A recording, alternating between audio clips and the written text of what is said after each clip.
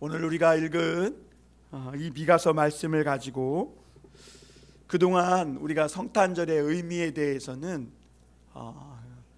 많은 말씀들과 가르침을 받아왔기 때문에 오늘은 우리가 이 성탄절을 어디에서 어떻게 보낼 것인지에 대해서 말씀을 나누고자 합니다.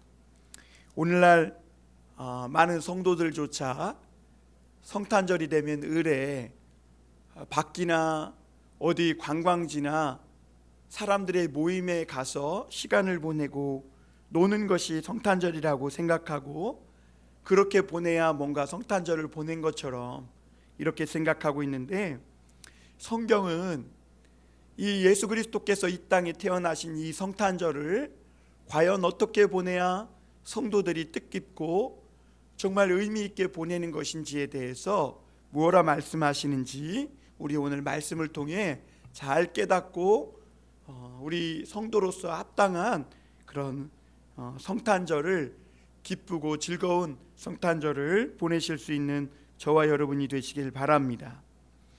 미국의 오바마 대통령은 이 이슬람 교도인데요, 종교적 차별을 없앤다는 명목으로 미국의 모든 공공기관에서 성탄절이 되면 하는 메리 크리스마스라는 이 인사말 대신에 해피 홀리데이라는 이런 인사말을 사용하게 했다고 합니다. 그런데 어떻게 보면 이것은 역차별이기도 하죠. 왜냐하면 크리스마스라는 이 성탄절의 그 날 자체가 예수 그리스도께서 오셔서 지정된 날이기도 한데, 그날 크리스마스, 메리 크리스마스라는 이 인사말 대신에 해피 홀리데이라는 이 인사말을 쓴다는 것은 오히려 역차별일 뿐만 아니라 심지어 이 오바마의 어처구니 없는 이 행동이 성탄절의 의미와는 완전히 다른 그런 성탄절을 미국 안에 만들게 했다는 것입니다. 그래서 오바마 대통령의 오바마 대통령은 인사말 한마디를 바꾼 것 같지만 실은 이 사람들이 이 해피 홀리데이라는 인사말을 쓰면서 사람들의 인식 속에는 이 성탄절은 이제 사람들을 만나고 마음껏 놀고 즐기는 그냥 휴일의 하나 정도로 인식하는 그런 계기가 되었다는 것입니다.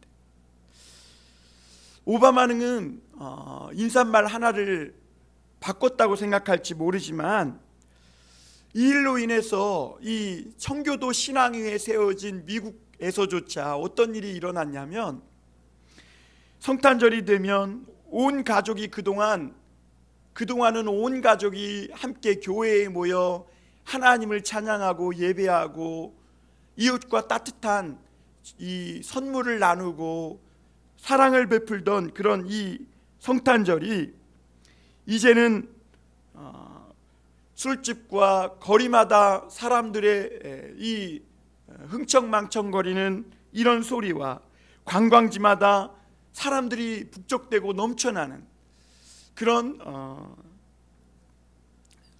이상한 그런 날이 되어버렸다는 것이죠. 여러분,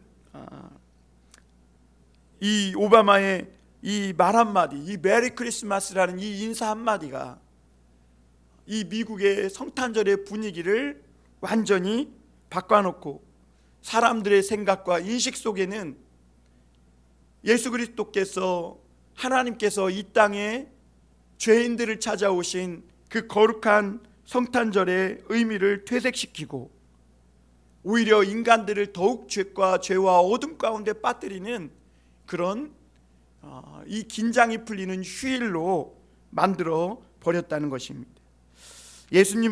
하나님은 예수님이 오시기 약 700년 전에 장차 만왕의 왕으로 오실 이 예수님이 탄생하실 곳을 오늘 미가 선지자를 통해 유대 땅 베들레헴이 될 것이라고 예언하셨음을 볼 수가 있습니다.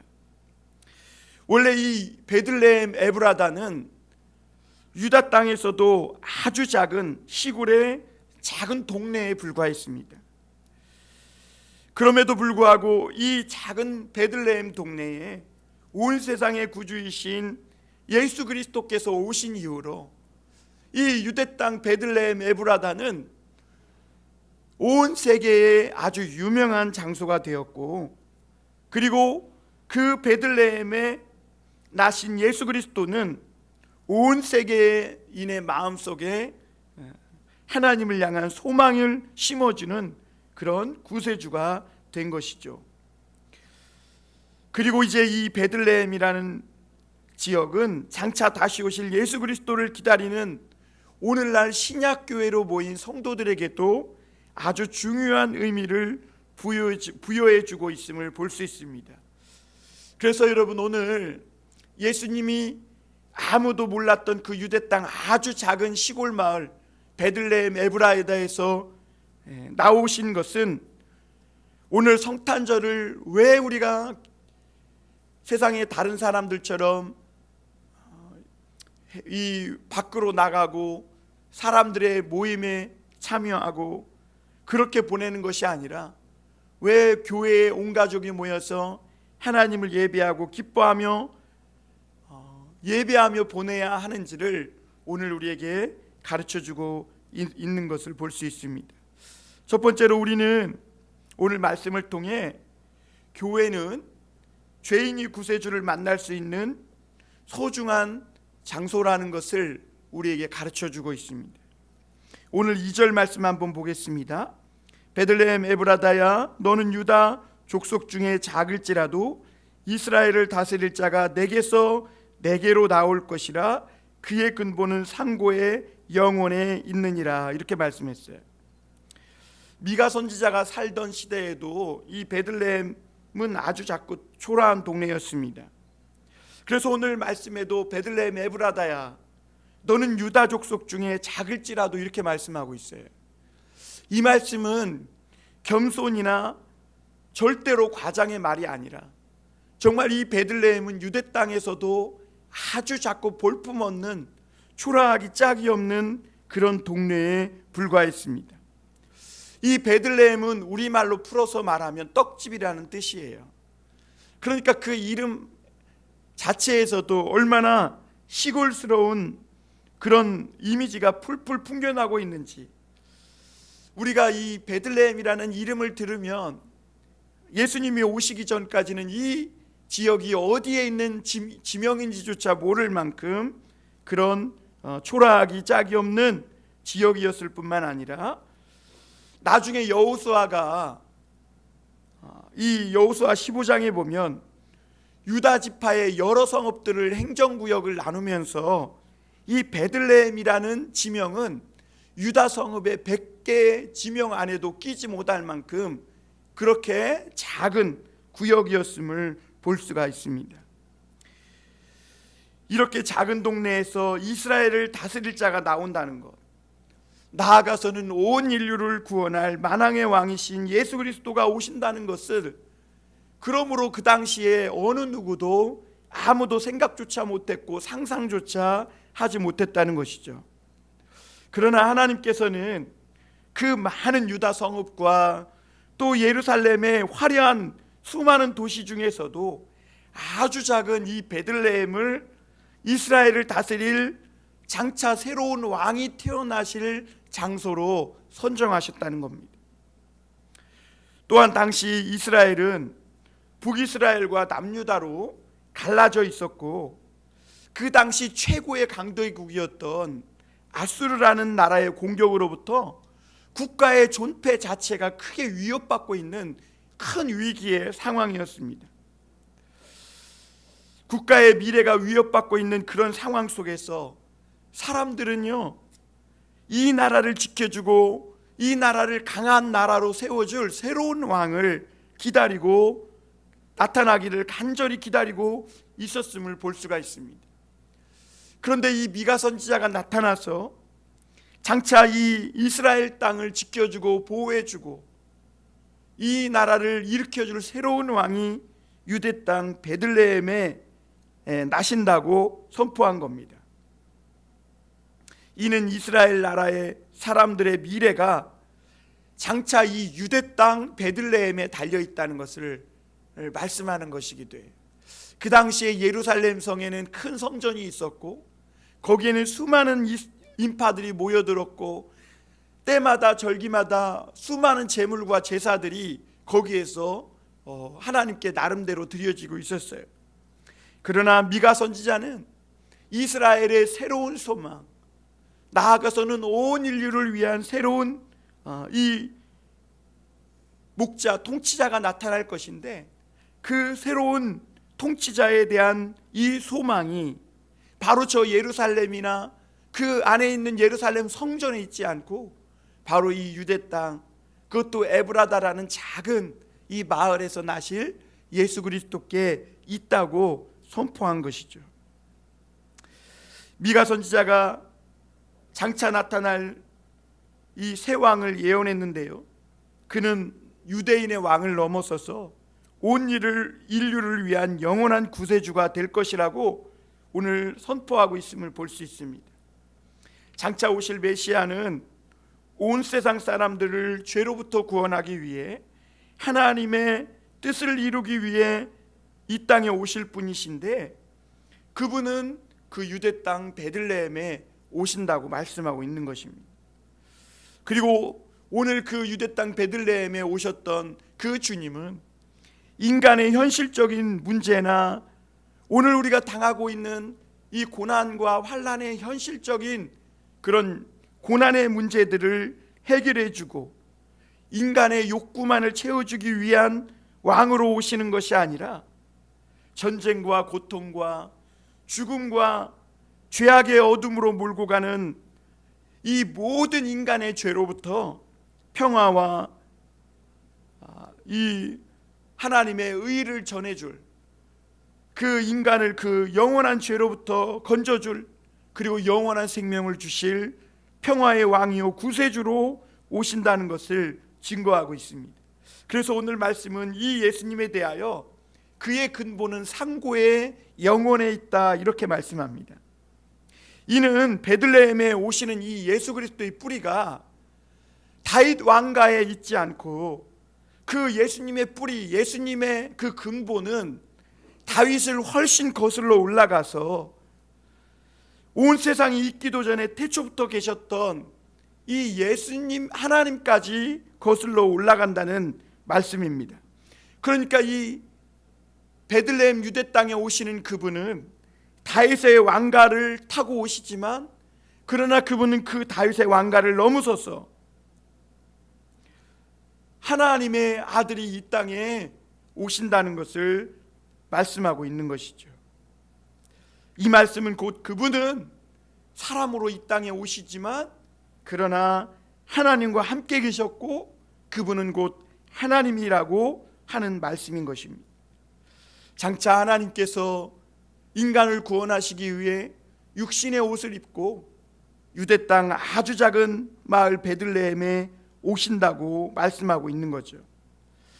베들레헴 에브라다는 사람들이 볼 때는 아주 작고 초라하기 짝이 없는 동네였지만 장차 온 세상을 다스릴 새로운 목자 예수 그리스도가 오실 곳이며 영원부터 하나님의 아들이 우리를 찾아오시기 위한 아주 소중한 장소로 선택을 받은 것입니다.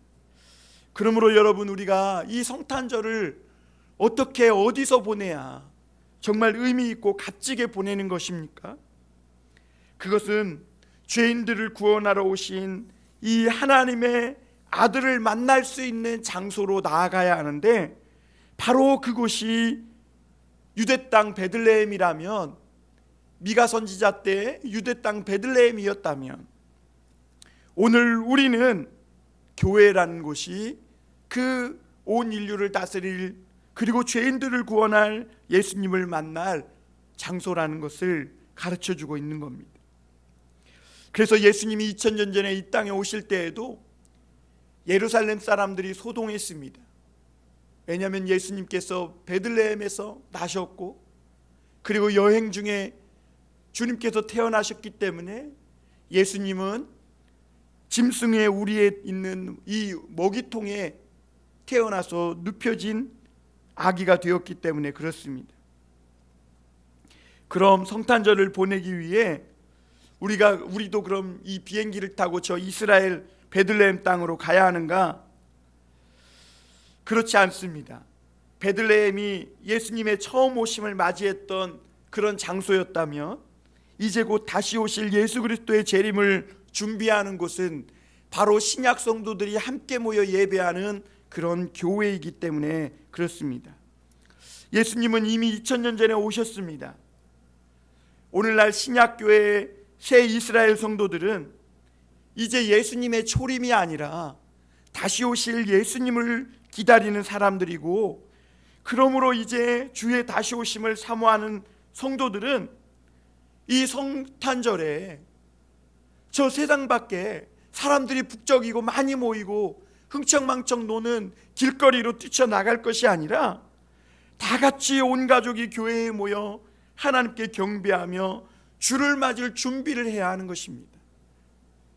그야말로 이 성탄절은 그렇게 온 가족이 교회에 모여 경건하게 하나님을 경배하고 우리를 구원해 주신 하나님의 은혜에 감사하며 예배할 때 성탄절을 온전히 제대로 보내는 것이고, 그렇게 보내는 것이 바로 다시 오실 예수 그리스도를 맞이하며 준비하는 그런 성도들의 참다운 모습이라고 볼 수 있습니다. 사실 이 교회는 세상 사람들에게 세상 관심 밖의 장소입니다. 어떤 이들은 이 밤에 교회의 십자가 종탑을 보며 악평하는 사람들도 있습니다. 어떤 교회는 개척교회고 어떤 교회는 작아서 지하에서 몇 사람 모이지 않기도 합니다. 이런 교회들을 볼 때 마천루와 같이 높이 솟은 빌딩이나 도심지에 수많은 사람들이 모이는 빌딩이나 이런 공공장소와 비교해 볼 때 교회는 세상 사람들에게 관심 받길 뿐만 아니라 드나들기도 싫을 만큼 초라해 보이기 짝이 없는 그런 장소일 수 있습니다. 또한 교회는 세상의 문명과 비교할 수 없을 정도로 세상의 문화와는 많이 뒤떨어져 있는 모습이기도 합니다. 그러나 주님은 바로 그 문명의 시대와는 거리가 먼, 세상의 유행과 풍조와는 거리가 멀었던 유대 땅에서도 숨겨진 바로 그 베들레헴 땅, 그곳에 주님이 영광스러운 이 왕으로, 새 왕으로 임하실 그런 장소로 택하셨던 것입니다. 죄인을 구원하기 위해 다시 오시는 이 주님을 맞이하는 성탄절이 되기 위해서는 그러므로 누구든지 세상의 유행과 풍조에 휩쓸려서는 안 돼요. 세상의 분위기에 휩쓸려서는 이 성탄절에 다시 오실 주님을 맞이할 수 있는 그런 뜻깊은 성탄절을 보낼 수가 없는 것입니다. 오직 죄인들이 모여서 오직 예수님을 소망을 삼고 다시 오실 예수님을 기다리는, 어떻게 보면 세상에서 작고 낮은 세상의 사람들의 관심 밖에 있는, 그러나 하나님이 다시 오실 왕으로 영광스럽게 임재하실 그 교회에 모여 하나님을 바라보고 다시 오실 예수님을 소망할 때 진정한 성탄절을 보냈다고 볼 수 있는 것입니다. 사랑하는 성도 여러분, 이 성탄절에는 온 가족이 교회에 나와 하나님께 예배하고 경배하는 날입니다. 죄인들을 구원해 주신 주님의 은혜를 기억하며 참된 하나님의 사랑에 감사하며 다시 우리를 이 영원한 세상에 인도하시기 위해 재림하실 예수님으로 다시 오실 그 주님을 기다리는 그런 성탄절을 보내실 수 있기를 바랍니다. 두 번째로, 교회에는 장차 영광스러운 교회의 소망과 미래가 약속되어 있음을 오늘 말씀을 통해 우리는 볼 수가 있습니다. 우리 3절 말씀 한번 보겠습니다. 그러므로 여인이 해산하기까지 그들을 붙여 두시겠고 그 후에는 그의 형제들 가운데 남은 자가 이스라엘 자손에게로 돌아오리니를 말씀합니다. 하나님은 장차 예수 그리스도의 탄생이 있을 것이라고, 이스라엘을 다스릴 새로운 목자가 나타날 것이라고 말씀하셨지만 당분간은 그 이스라엘이 아수르의 손에 의해 고통받을 것이라고 이렇게 말씀하고 있습니다. 마치 해산이 임박한 여인에게 엄청난 고통이 찾아오는 것처럼 메시아가 오실 때까지 이스라엘은 아직 통과해야 할 고난과 연단의 과정이 많이 남아 있다는 것을 가르쳐주고 있습니다. 당시 유다는 아수르의 침략에 의해 정말 현실적인 고통을 많이 당하고 있었음을 볼 수가 있습니다. 그리고 당시 유다 사람들, 이스라엘 사람들은 그 고통이 빨리 끝나기만을 바라고 있었어요. 그런데 사람들의 기대와 달리 아수르의 위협과 공격의 이 위기는 당분간 계속 지속될 거라고 오늘 미가 선지자는 말씀하고 있는 것입니다. 때로는 고통의 무게보다 끝이 보이지 않는 고통의 지속이 되는 끝없는 터널을 통과할 때 사람들은 절망하게 되는 겁니다. 오늘날 왜 많은 사람들이 그 마음이 무너지고 왜 힘들어합니까? 코로나라는 이 전염병의 터널의 끝이 보이지 않기 때문입니다. 그러나 오늘 3절 후반절에 보면 하나님은 미가 선지자를 통해 그 후에는 그의 형제 가운데에 남은 자가 이스라엘 자손에게로 돌아올 것이다 라고 약속하고 있습니다. 다시 말하면 소망이 있다는 겁니다. 이 고통이 오랫동안 지속되고 있지만 아직 소망이 남아있고 하나님의 숨은 계획이 있다는 것을 말씀해 주고 있습니다. 아수르의 침공으로 북이스라엘은 이미 망했고 많은 사람이 고향과 집을 버리고 떠나거나 포로로 잡혀갔음을 우리는 성경을 통해 볼 수 있는데요. 미가 선지자는 그런 이스라엘을 향해 우리가 당분간 계속 고난을 당할 것이지만 그러나 하나님의 남겨두신 이스라엘 사람들이 다시 형제에게로 돌아오실 것이라는 소망의 말을, 위로의 말씀을 주고 있는 걸 볼 수 있습니다. 그리고 이스라엘뿐만 아니라 남쪽 유다의 수도인 예루살렘도 아수르의 큰 공격을 받고 있었고 유다의 많은 사람들도 고통을 당하고 있었습니다. 그런데 이 고통이 생각처럼 빨리 끝나지 않자 하나님의 약속을 믿고 붙들고 그렇게 말씀으로, 믿음으로, 신앙으로 살았다고 하는 사람들까지 점점 믿음을 버리고 하나님의 언약의 백성들은 점점 줄고 있었던 그런 상태에 있었음을 보게 됩니다. 그래서 하나님은 미가 선지자에게 이 고난이, 이 역경이 그렇게 크고 환란이 지속되고 있지만 반드시 이 환란을 끝날 것이고 하나님의 소망의 때가 이를 것이라는, 끝까지 인내하며 이 약속의 말씀을 붙들고 승리하라는 말씀을 전해주고 있는 겁니다. 여러분, 오늘날 우리가 당하고 있는 이 고난, 이 슬픔, 이 또한 지나갈 것입니다.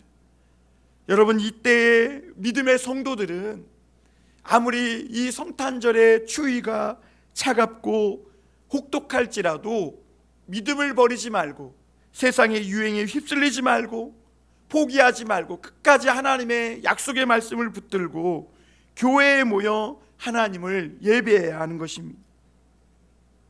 하나님을 믿는 유다 사람들에게 당시에 가장 큰 충격이 뭐였냐면 이스라엘은 무너지고 이스라엘이 파괴되고 하는 이런 물리적 충격보다는 하나님의 약속과 신앙이 믿음의 사람들 가운데서도 막 갈대같이, 바람 앞에 있는 갈대같이 마구 흔들리고 신앙이 무너지고 있고 많은 사람들이 하나님의 말씀에서 떠나고 있는 것에 심리적인 큰 충격을 받고 있었음을 볼 수 있습니다. 오늘날 교회들에게도 충격이 뭐예요? 오늘날 한국 교회가요 140만 명이나 되는 사람들이 교회의 믿음을 버리고 떠났다고 합니다.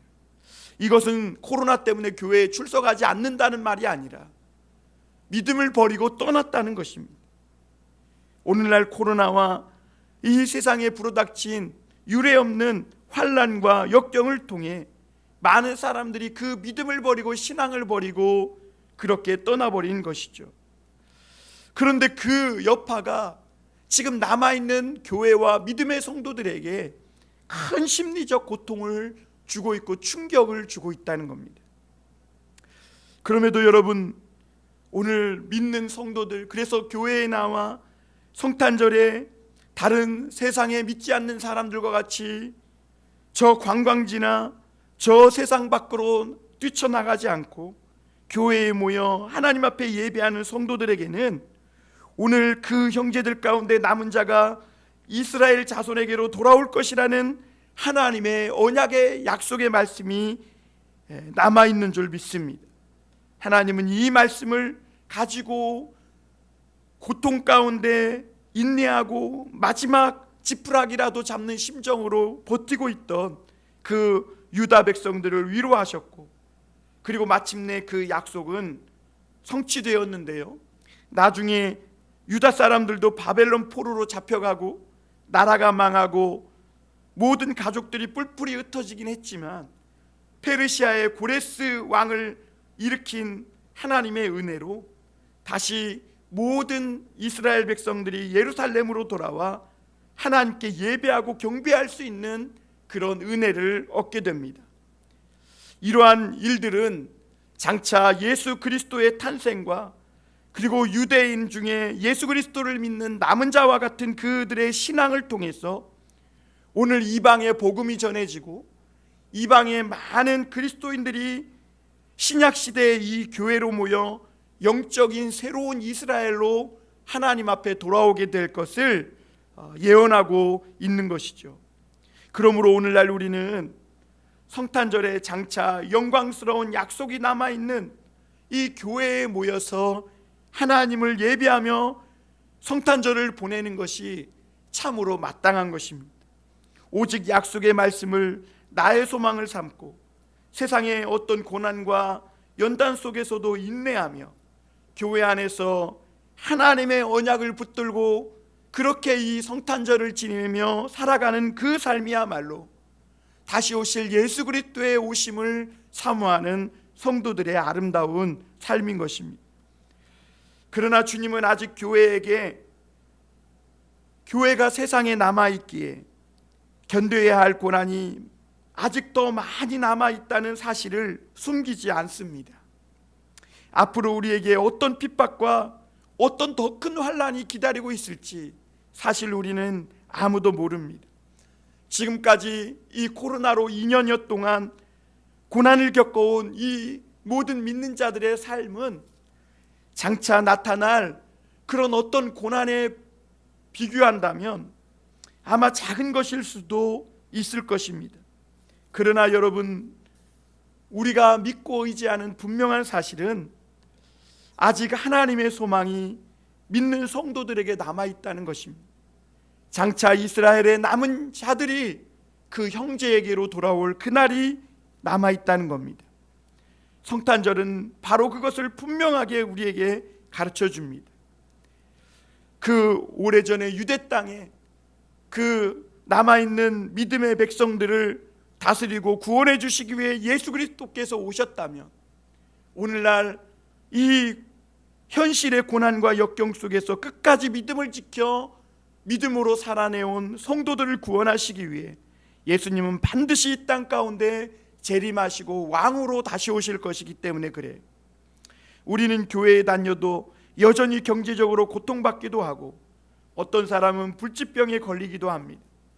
어떤 사람은 아무리 기도해도 좀처럼 해결되지 않는 고통의 현실 속에서 살아가기도 합니다. 그래서 오늘날은 얼마나 많은 성도들이 시험에 빠지고 실족하고 넘어지고 교회를 떠나는지 모릅니다. 그래도 교회에 다니면 신앙생활을 한다는 의미가 어느 정도 자신의 소원과 소망이 욕구가 이루어지는데 신앙생활의 의미가 있다고 생각하기 때문에 그렇습니다. 그러나 여러분, 이러한 얕은 신앙으로는 때로는 아수르와 같은 악한 나라까지도 사용하셔서 코로나라는 이 무서운 전염병을 사용하셔서라도 사랑하는 하나님의 자녀들을 연단하시고 훈련하시는 하나님의 그 기쁜 뜻을 다 이해하지 못하는 것입니다. 예수님의 탄생과 이 고난과 죽으심과 부활의 약속을 우리는 받은 자 아닙니까? 지금 당장 우리가 불어닥친 이 고난이 너무 힘들다고, 세상 사람들의 유행과 풍조가 너무 좋아 보인다고, 이 고난과 환난과 세상이 주는 쾌락을 향해 견디지 못하고 교회를 떠난다면 그것처럼 어리석은 성도들이 없는 것입니다. 성도가 장차 받을 영광에 비교한다면 지금 오늘 우리가 받는 이 고난은 좋게 비교할 수 없는 그런 아주 작은 고난에 불과하다고 사도 바울이 선포한 이야기를 분명히 기억해야 합니다. 여러분, 임신한 여인도 태어날 아기를 바라보면서 태어날 아기를 만날 그 기쁨에 충만해서 뼈가 벌어지고 으스러지는 고통을 참고 견디는데, 하물며 우리에게 닥친 지금 현실의 환난이 잠시 어렵다고 장차 나타날 영원한 영생과 이 축복의 말씀을 쉽게 포기한다면 그거야말로 정말 어리석은 성도들의 모습인 것이죠. 그러므로 여러분, 우리가 살아가면서 닥치는 고난으로 인해 교회를 떠나고 예수님을 절대로 포기하지 않고, 특히 이런 성탄절에 세상에 휩쓸려서 교회에서 벗어나 다른 곳에서 소망을 발견하지 말고 오직 기쁨과 소망이 교회에게 있음을 알고 교회에 모여 가족들끼리 믿음으로 경건하게 예배할 수 있는 경건한 성탄절을 보내실 수 있는 그런 가정들이 되시기를 바랍니다. 사실 교회를 떠난다고 지금 고난이 없어지는 것도 아닐 것입니다. 오히려 여러분, 지금 고난당하고 있는 자는, 나를 고통스럽게 하는 그 문제들이 교회가 아니면 어디 가서 도움을 받고 어디 가서 해결을 받을 수 있겠습니까? 인생의 고통과 이런 문제들을 해결해 줄 수 있는 유일한 분이 바로 예수 그리스도밖에 없고, 그리고 그분은 이 교회 가운데 두세 사람이 모인 곳에 함께하고 계신 임마누엘의 하나님이신 것입니다. 여러분, 오늘 이 땅을 구원하러 오신 예수님은 베들레헴의 에브라다와 같이 작은 고을에 오셨습니다. 베들레헴 에브라다야, 너는 유다 족속 중에 작을지라도 이스라엘을 다스릴 자가 내게로 나올 것이라. 예수님이 오신 성탄절의 기쁨과 은혜를 입을 수 있는 곳은 바로 그렇게 유대 땅 베들레헴 에브라다처럼 이 땅에서 작고 연약한 죄인들이 모여 하나님을 예배하는 바로 그 교회 가운데 있음을 여러분 기억하시길 바랍니다. 장망성과 같은 이 세상으로 세상을 부러워하고 세상으로 나가지 말고 장차 만왕의 왕으로 다시 오실 이 예수 그리스도를 소망하며 다 같이 교회에 모여 진정한 성탄의 기쁨과 은혜를 마음에 되새기며 죄인들을 구원하시러 오실, 분명히 다시 오실 이 예수님을 사모하며 기다리며 뜻깊은 성탄절을 보내시는 저와 여러분이 다 되시기를 주님의 이름으로 축원합니다. 기도하겠습니다.